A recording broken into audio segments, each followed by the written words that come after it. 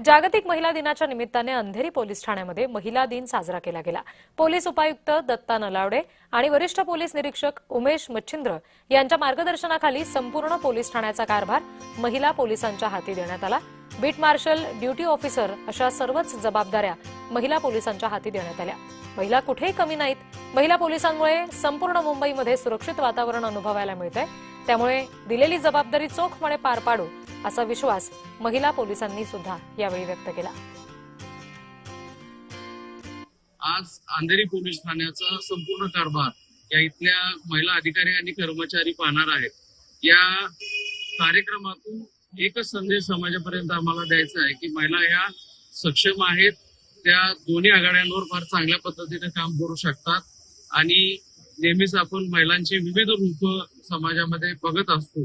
त्यालाच अनुसरून हेही कर्तव्यपरायणतेचं एक रूप आहे जे आजच्या दिवसात आम्हाला समाजाला दाखवता येईल आणि त्याच्यातून एक चांगला संदेश देण्याचा आमचा हा प्रयत्न आहे।